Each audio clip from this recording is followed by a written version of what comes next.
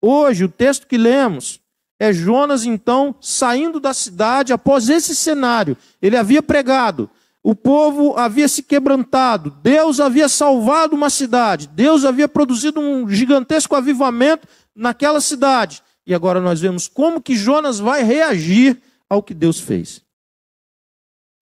Eu espero que estejamos todos agora na mesma página do livro, que é a última página, inclusive, do livro. Por isso que o versículo 1 que lemos diz assim: isso tudo deixou Jonas aborrecido e muito irado. Isso tudo é o quê?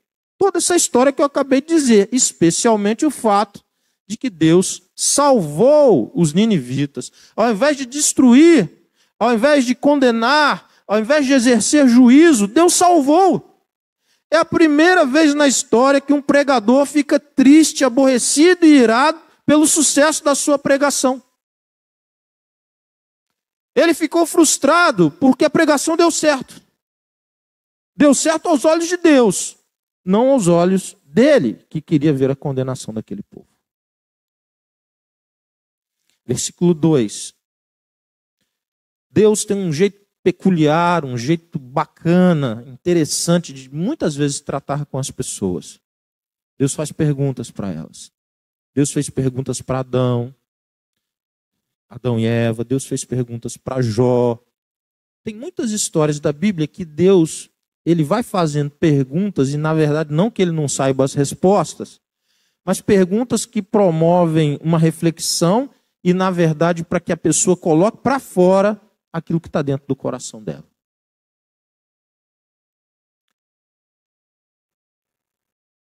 Olha o que Jonas diz para Deus. Veja se esse homem não conhecia Deus. Antes de eu sair de casa, não foi isso que eu disse que tu farias, ó Senhor? O que ele sabia que Deus ia fazer? Esse homem conhecia Deus. Por esse motivo eu fugi para Tarsis. O que ele sabia?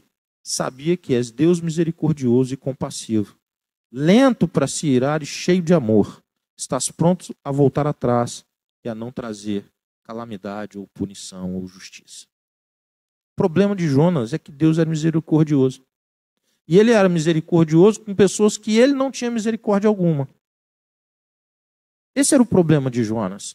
Nós já sabemos também que o Jonas representava Israel, Jonas representava o povo. As dificuldades que Jonas tem eram as dificuldades de Israel, mas bom se tivesse parado ali. O problema é que a dificuldade do Jonas, a dificuldade de Israel é a minha dificuldade, é a dificuldade da igreja. É a igreja quem tem dificuldade de aceitar com alegria o chamado de Deus. É a igreja que tem dificuldade de ir além, de ultrapassar fronteiras.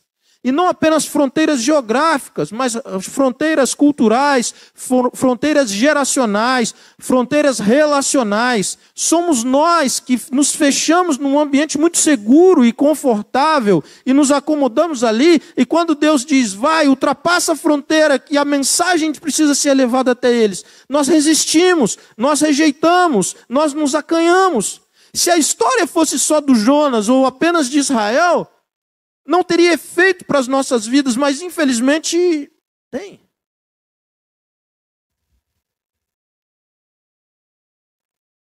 Versículo 3, o Jonas diz assim: agora tira minha vida, Senhor.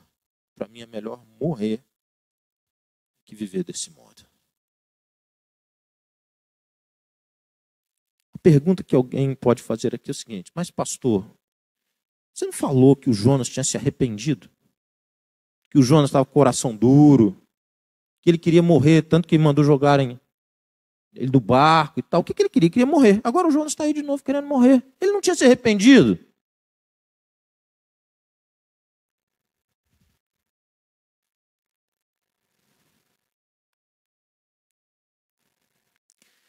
Uma das grandes belezas da história de Jonas, e uma das grandes lições da história de Jonas, é que nós precisamos, ao longo da nossa jornada nos arrependermos muitas vezes. A visão de que haverá um arrependimento e jamais haverá necessidade de outros, ela não é bíblica. Existe um arrependimento, que é o que dá início à série de arrependimentos. Esse um arrependimento abre o portal da eternidade. Nós chamamos isso de salvação, de conversão. É quando a pessoa se arrepende pela primeira vez dos seus pecados, de ter afrontado a Deus com a sua vida, e percebe que ela está separada de Deus, que o maior problema da vida dela é essa separação, fruto dos pecados dela. E ela se arrepende desses pecados. E ela confia na misericórdia e graça de Deus através de Jesus. Qual que é o pensamento que alguém pode ter? Mas esse pensamento, ele é infantil. De que agora está tudo certo, a pessoa nunca mais precisa se arrepender. Ela já se arrependeu uma vez? Ela já não está salva? Ela já não é de Deus? Já não é até profeta? Para que quem vai se arrepender mais? Isso não é verdade, gente. Nós sabemos disso olhando a vida das pessoas, mas sobretudo nós sabemos disso olhando a nossa vida. Não significa que ter que se arrepender de novo ao longo do processo, não significa que aquele arrependimento que deu início à série de arrependimentos que nós teremos na jornada da vida não tenha sido legítimo, não tenha sido verdadeiro, não tenha sido correto. Não significa nada disso. Significa que nós somos difíceis, significa que nós somos duros, significa que Deus vem nos quebrantar muitas vezes, como parte do processo dele de trabalhar na vida dos seus filhos. Mas uma outra pergunta pode ser feita. Pastor, mas quando a gente se converte, quando a gente se arrepende dos nossos pecados, e Deus nos aceita, Deus nos perdoa, Deus nos salva, a gente já não está salvo? O Jonas não está perdendo a salvação. Não se perde a salvação porque se peca. Na verdade, não se perde salvação por nada. Quando Deus salva para sempre. E Ele sela com o Espírito dele. A garantia, o penhor, até que Jesus volte, a garantia é o Espírito. Ele que deu, Ele que faz. A declaração mais bonita desse livro é: ao Senhor pertence a salvação. Mas Deus não perdoou? O fato de Deus ter perdoado os pecados que você já cometeu até o dia da sua conversão, os que você cometeu no dia da sua conversão e os que você vai cometer o restante da sua vida toda, Deus já perdoou. A discussão aqui não é se Deus perdoou todos os pecados, porque o ensino bíblico é muito claro. Quando alguém se arrepende dos seus pecados, confia em Jesus Cristo, todos os seus pecados são cancelados. Todos. Os que ele já pecou, o que ele está pecando e o que ele não vai pecar. Mas e a gente está olhando para o que Deus faz. Agora a gente está olhando para a necessidade do Jonas, para a necessidade do Carlos, para a necessidade da igreja, para a necessidade do povo de Deus. Que é contínuo arrependimento. Ter o arrependimento como estilo de vida. Até que o Senhor volte ou nos chame. O fato de Jonas precisar de novo ser tratado por Deus não significa que o arrependimento anterior dele não tenha valor, mas significa que Deus trabalha com paciência com as nossas vidas, também com a vida do Jonas. Qual que é o problema do Jonas, gente? O problema de Jonas é que dentro da visão de mundo dele, dentro da cosmovisão dele, ele não aceitava que Deus perdoasse aquelas pessoas. Aquelas pessoas, para Jonas, mereciam um fim que Deus não queria dar. Sabe a pessoa que você não gosta? Não vem com esse papo que você gosta de todo mundo. Não começa. Não viemos aqui para pecar. Sabe aquela pessoa que você tem dificuldade com ela? Que você não torce pelo sucesso dela? Fala, pastor, mas não devia ser assim. Eu sei que não devia ser assim, gente, mas a história do Jonas também não devia ser assim. E as histórias da Bíblia são incríveis, incríveis, porque se fosse algum homem escrevendo essa história, ela terminaria no capítulo 3. Se você fosse o escritor de uma história, se eu fosse o escritor, nós terminaríamos no avivamento. Deu tudo certo. O Jonas se arrependeu, Deus agiu com graça, O Jonas foi, fez o que Deus mandou ele fazer, o resultado foi incrível e maravilhoso. Encerra a história. Todo mundo ia, quando subisse o letreiro, estava todo mundo de pé aplaudindo e chorando. Mas porque o autor é Deus, porque o autor da Bíblia, existem os autores humanos, mas o autor final é Deus, ele fala, não, isso aqui não está ensinando completamente, é preciso de mais uma lição. E essa lição vem no capítulo 4.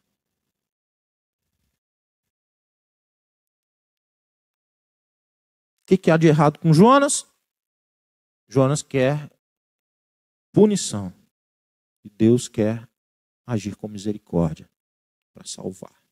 Pergunta que fica. Sabe aquela mala que tem no seu trabalho? Mas é mala.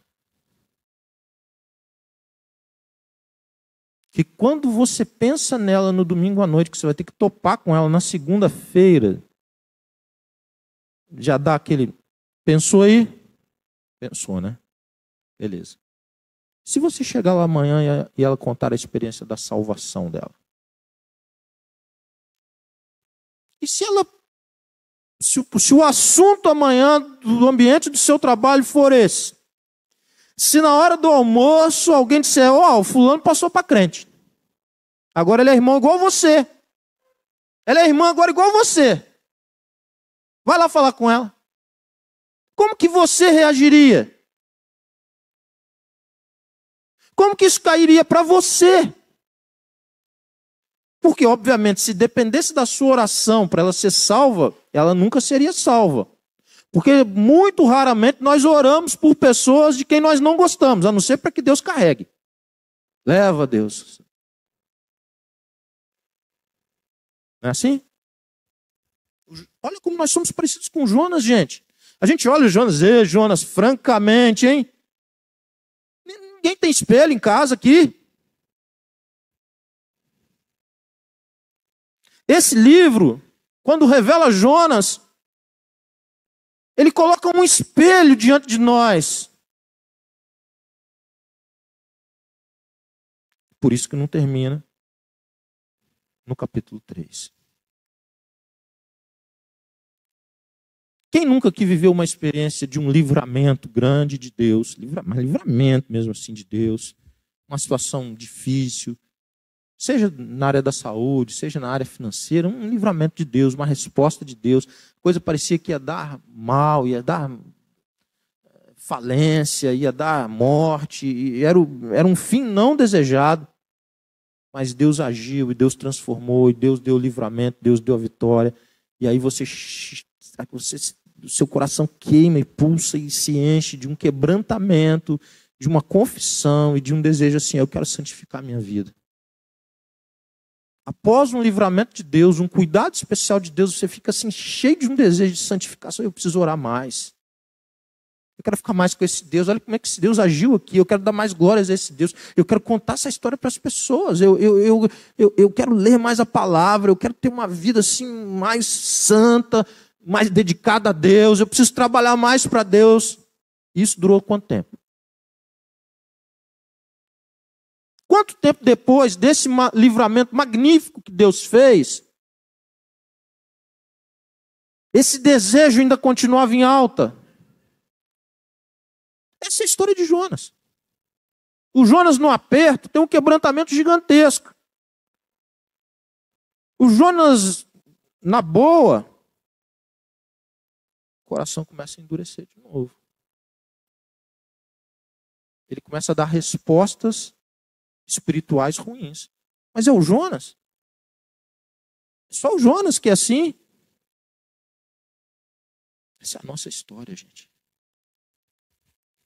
Que bom que esse livro não é sobre a história de Jonas, nem sobre a história do Carlos, nem sobre a sua história. É sobre a história de como Deus trata pessoas. Porque o Senhor responde no versículo 4. Você acha certo ficar irado assim? Tem motivo para isso, Jonas? Mas quando Deus pergunta isso para Jonas, o Jonas está até aqui com Deus, irmãos. Ele está entalado. Ele vai colocar tudo para fora agora. Versículo 5. Então Jonas foi até um lugar a leste de Nínive e construiu um abrigo para sentar-se à sombra, enquanto esperava para ver o que aconteceria à cidade. Pensa a cena. O Jonas entristecido, irado, caçando um canto para ficar longe de tudo quanto era ninivita, para que nenhum ninivita viesse nem agradecer a ele ter levado a mensagem, nem levar uma lembrancinha para ele. Ele não queria nem papo, irmãos. Nem para receber um doce ele queria. Ele vai lá para o canto dele. E aí o texto é magnífico. O texto diz que ele fez um abrigo para ele. Mas o abrigo que ele faz para ele é uma porcaria de um abrigo, como todo abrigo que a gente tenta fazer para nós. Toda vez que você tenta construir o seu próprio abrigo, vai dar problema. Toda vez que você tenta, pelas suas forças, construir um abrigo para a sua vida, ele é absolutamente limitado, ainda que num primeiro momento pareça adequado. Olha o que vai acontecer no 6. O Senhor Deus fez crescer ali uma planta que logo espalhou suas folhas grandes sobre a cabeça do Jonas e protegeu do sol. Isso aliviou o desconforto de Jonas e ele ficou muito grato pela planta.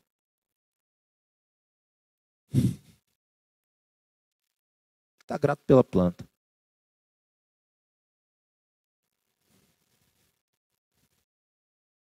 A insensibilidade espiritual que começou a acometer Jonas, a dureza, a rebeldia, a rigidez espiritual, ela tira o foco de Deus. É uma das primeiras e principais consequências. Ele vê a circunstância. O que tem do lado dele? Uma planta. Ela está dando sombra para ele, então ele é grato pela planta. Eu acho que quase que o Jonas começou essa série de abraçar a árvore, essas loucuras que tem assim, sabe? Quase que o Jonas fez isso, gente. Se fosse de agora, o Jonas ia começar essa loucura aqui. Ele agradece pela planta. Irmãos, eu não estou falando de um homem qualquer. Eu estou falando de um profeta de Deus. Ele sabe quem fez. Ele confessa isso para os marinheiros. Ele diz, eu sou hebreu e o meu Deus, ele criou a terra, tudo que existe, ele criou o mar. E agora ele agradece a planta.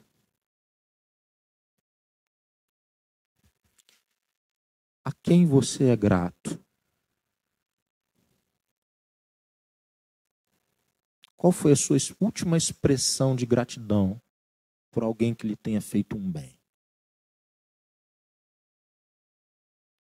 Quantas vezes você agradeceu a Deus por pessoas que Deus levantou e que estenderam a mão para você, cuidaram de você, foram instrumentos de Deus, foram mãos de Deus para abençoar a sua vida?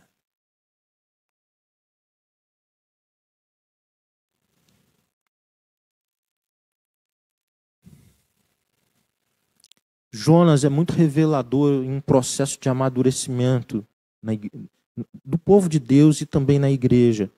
Quando a gente está conversando aqui sobre dons, domingo pela manhã, essa questão do ministério, do serviço vem muito. E eu quero mostrar alguma coisa, ou pelo menos tentar mostrar algo aqui com Jonas. A parte mais elementar quando a gente fala de ministério ou serviço é o quê? Servir. Encontrar um canto para você trabalhar. Deixar de ser ocioso. Deixar de não ter, eu não tenho função. A igreja roda sem uma contribuição direta minha.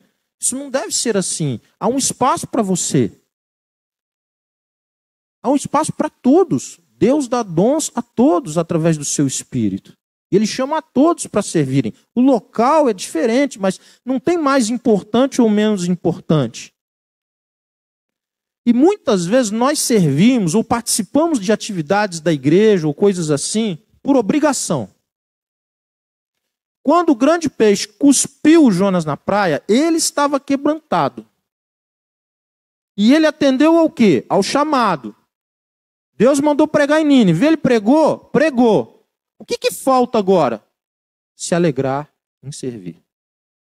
Uma coisa é servir. É bom, é bíblico, é correto, é louvável.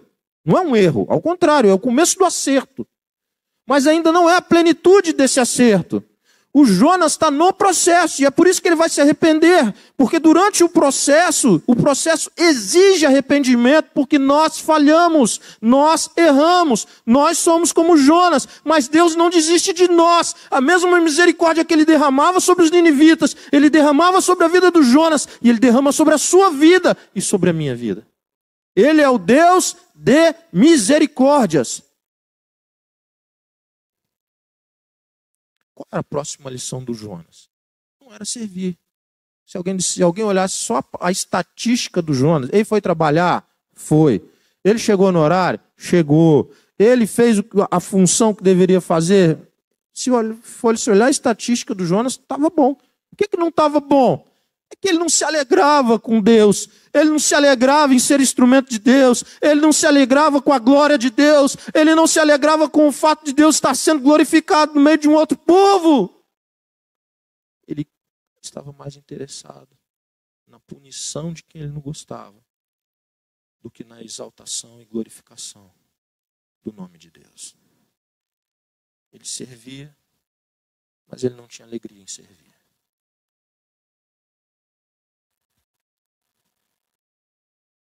Versículo 7.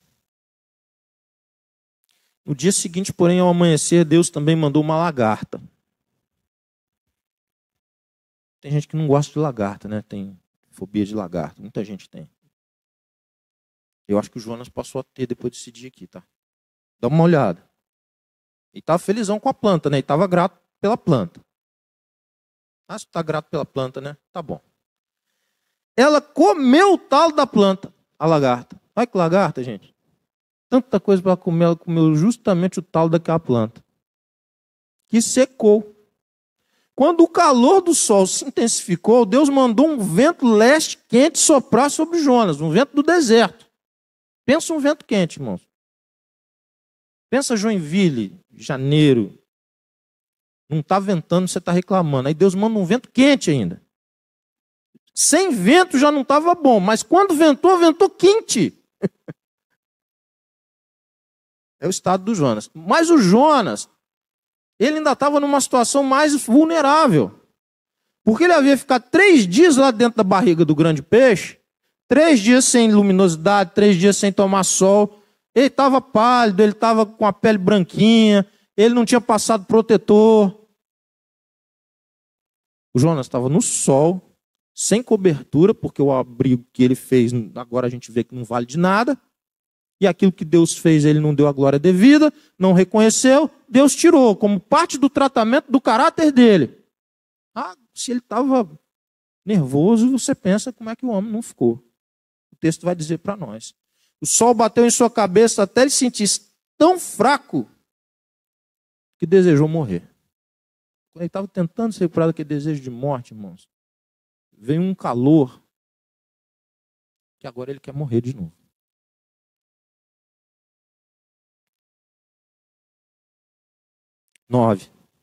Nova pergunta de Deus para Jonas. Você acha certo ficar tão irado por causa da planta? Jonas respondeu, sim, acho certo ficar tão irado a ponto de querer morrer. Ele quer justificar a sua ira, que é todo comportamento rebelde. O comportamento rebelde apresenta suas justificativas. Viu? Eu estou aqui nesse sol escaldante, por isso que eu quero morrer. A justificativa. Meu motivo é muito justo. A lagarta comeu a planta, o sol desce, o vento quente. O problema não é ele ter reclamado, gente. Às vezes as pessoas dizem assim, nossa, mas ele falou assim. Deus que perguntou, fica tranquilo. Deus não é mimizento, não. Ah, mas esquece isso, gente. Se Deus fosse mimizento, ele não perguntava, porque ele sabia o estado do coração do Jonas. Nós é que somos. Deus sabia que não viria resposta boa, irmãos, e o objetivo não era que viesse a resposta boa. Mas eu quero te mostrar uma coisa. Justificar ou tentar justificar o injustificável, tentar justificar a rebeldia para com Deus, tentar justificar não ter alegria com Deus, nem com as coisas de Deus. Se a gente fosse olhar só o que ele disse, não teria consequências maiores. A questão é o que isso revela sobre Jonas. Essa é a questão. Por que ele falou aquilo? Porque o coração dele estava cheio de algo injustificável. Nós temos uma série de pessoas com histórias dentro das igrejas evangélicas que estão com seus corações endurecidos, insensíveis, gente boa como Jonas, gente que profetizou como Jonas, gente que ministrou como Jonas, gente que serviu a muitos como Jonas, mas que num dado momento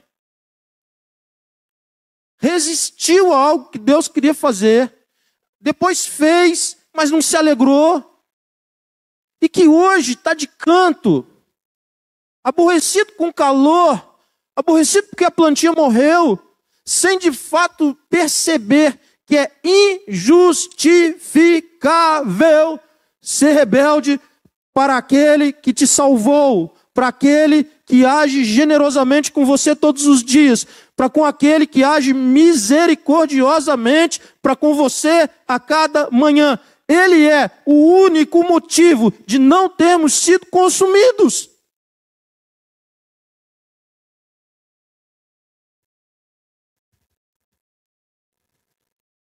A sua história explica.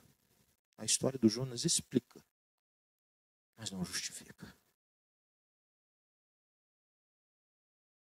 Muitas vezes, de fato, a ira do nosso coração, quando verbalizada, quando a gente fala, quando a gente coloca para fora, ela é revelada.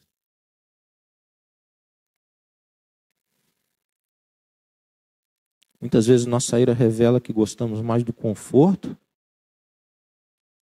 do nosso conforto,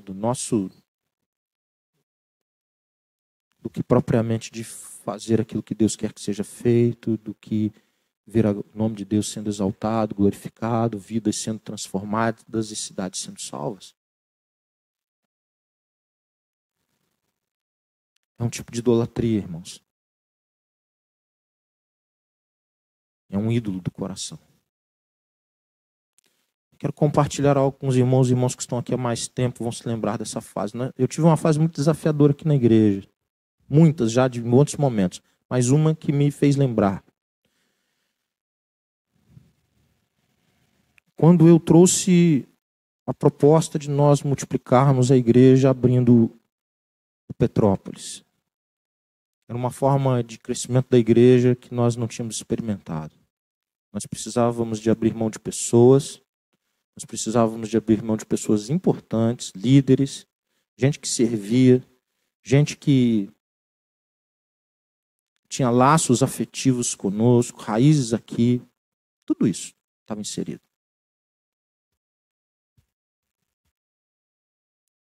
E qual que era o meu argumento?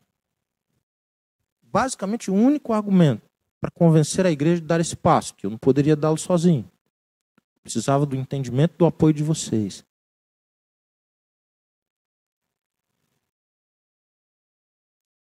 E que é muito mais eficaz plantar igrejas do que crescer igrejas.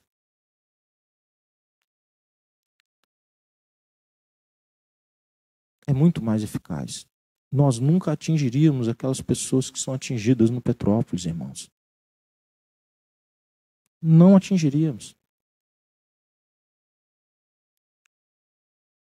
Nós nunca alcançaríamos pessoas que são alcançadas lá no Morro do Meio, quando anos atrás a igreja investiu no Morro do Meio. Nós não atingiríamos. Atingiríamos um ou outro. Por que dói multiplicar grupo? Quando a gente tem um grupo, ele vai crescendo e tal. E vamos fazer uma multiplicação. Ah, pastor, agora? Não, mas e a gente? Os que ficam, os que vão? Isso, e aquilo outro. E é meu papel ensinar e buscar o convencimento e a unidade. Isso é meu papel. Mas há um fato que marca as nossas vidas, irmãos. Se deixarmos, nós tomamos decisões apenas cômodas e confortáveis para nós. E muitas vezes liderar significa tirar pessoas da sua zona de conforto. Conduzi-las para algo que elas não desejam, para que elas atinjam o objetivo que elas desejam. Quando você pergunta assim, quem deseja plantar igrejas? Todo mundo deseja. Quem deseja ver o evangelho crescendo nos bairros de Joinville? Todo mundo deseja. O objetivo eu não precisava esclarecer, porque ele estava no coração das pessoas. Mas o modo para atingir o objetivo, que doía nas pessoas, que trazia desconforto, trazia dificuldades, mas que precisava ser superado. E assim é a vida do Jonas, e assim são as nossas vidas em muitos momentos, e é assim até o final. Deus quer nos tirar da nossa zona de conforto, e o Jonas não admitiu isso. Era muito confortável para Jonas ministrar ao seu próprio povo. Extremamente desconfortável ministrar a quem ele não gostava. Mas esse era o chamado de Deus. E o processo de Deus na vida do Jonas era ensiná-lo a ter alegria mais com Deus e com as coisas de Deus do que dar vazão aos maus sentimentos do seu coração. O contraste entre Jonas e Jesus é absurdo. Porque é o contraste entre Jesus e nós. Quando Jesus viu as multidões, o texto diz que ele teve compaixão delas, porque elas estavam perdidas. Eram como ovelhas sem pastor. E o Jonas? Nenhuma compaixão delas. Você é compassivo? Você age com compaixão? Compaixão é algo que nós exercemos, irmãos. É algo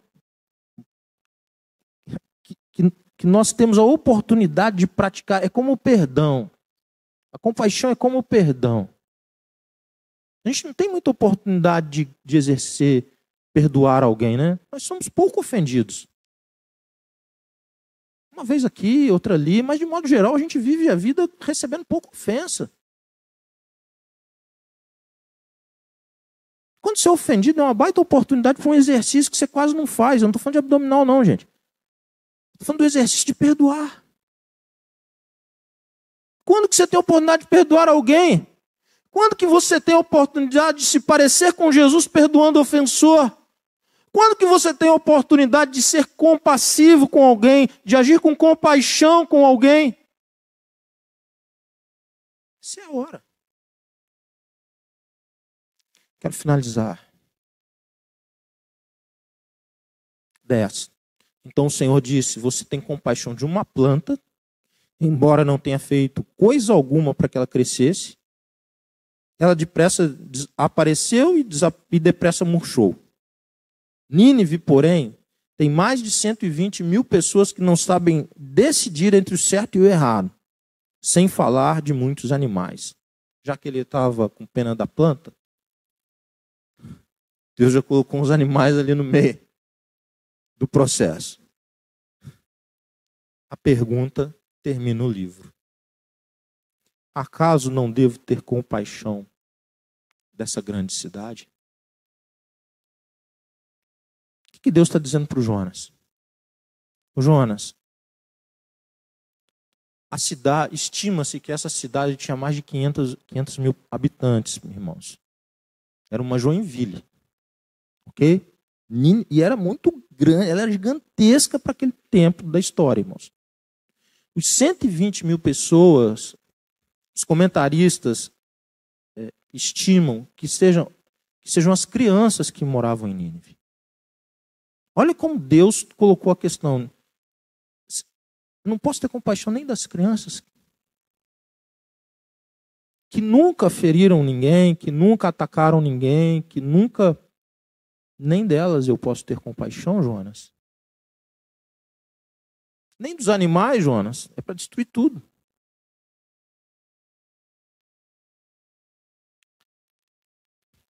Será que eu não posso ter misericórdia nem de crianças desse povo? Porque você não gosta deles, Jonas. Porque você não quer abrir mão da sua zona de conforto, Jonas.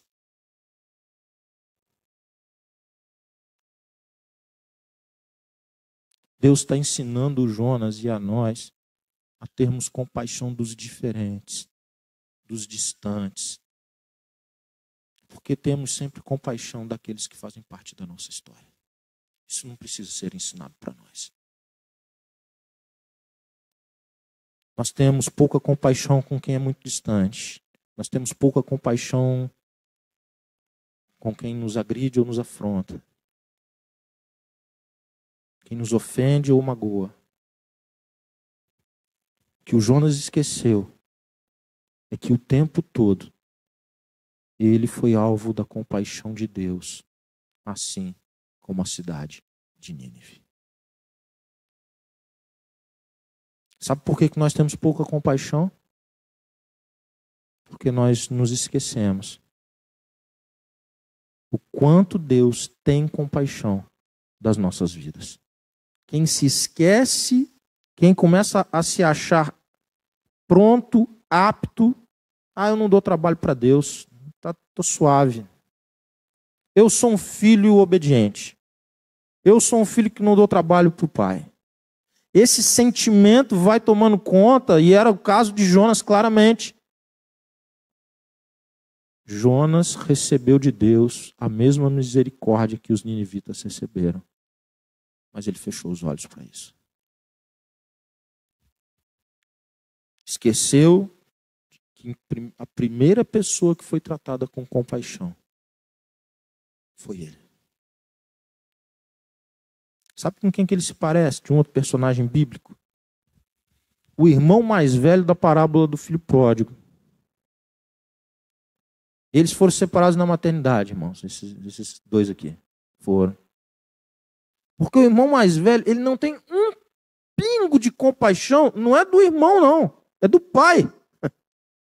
De quem de fato ele não tem compaixão é do pai. Que está explodindo de alegria, que está explodindo de felicidade, que está com sentimento de gratidão ao Senhor, porque o filho descabeçado voltou. E voltou quebrantado, humilde. Deus tratou do caráter dele, Deus transformou aquela criatura. Agora ele é gente. Mas ele não tem um pingo de compaixão que não fosse do irmão. Mas ele não tem nem do pai.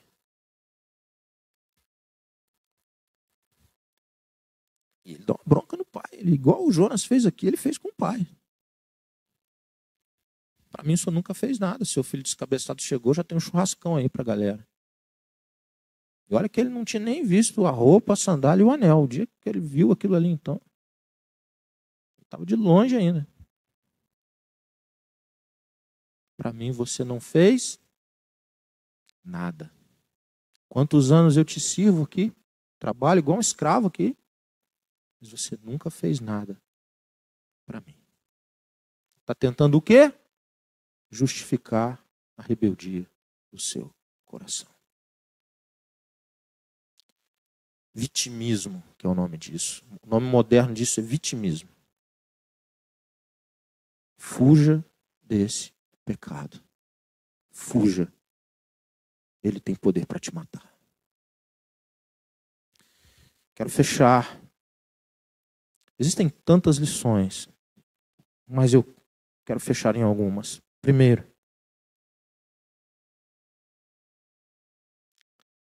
louve a Deus quando Deus te chamar para exercer perdão ou misericórdia de alguém. É uma baita oportunidade de ser mais parecido com Jesus. Pareça-se com Jesus. Escolha parecer-se com Jesus e não com Jonas.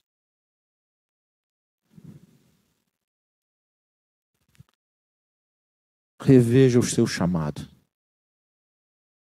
Ninguém foi chamado para ser espectador e observador. Ninguém. Nós temos construído uma filosofia aqui na igreja, irmãos, de inclusão de pessoas. Incluir pessoas. Ela pode servir, ela pode aprender a servir, ela não sabe. Existem pessoas para ensinar. Existem pessoas para orientar o começo. Pessoas que servem. Pessoas que servem.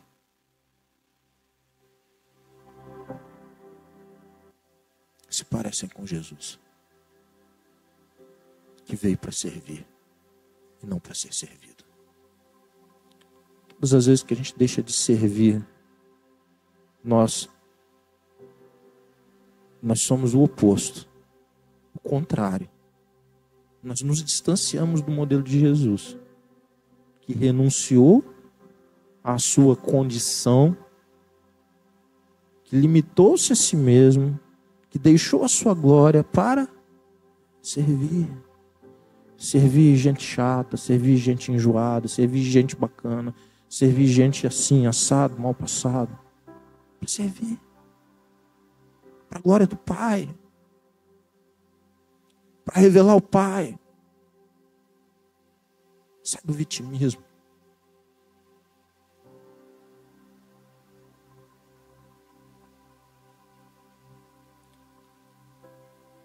Esse caminho conduz pessoas para longe do chamado, que conduz pessoas para abortarem, para não pagarem mais o preço do chamado.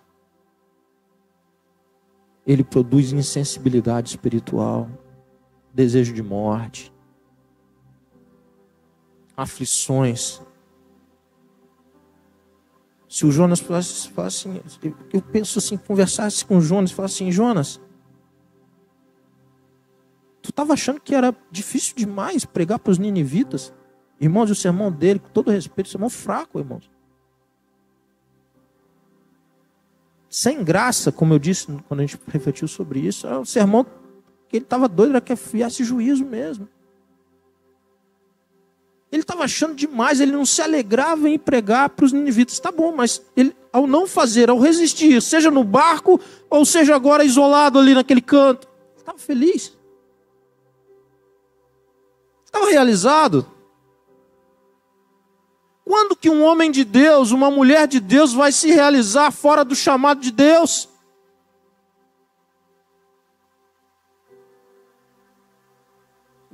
E finalmente, o amor de Deus é muito maior que a nossa ira.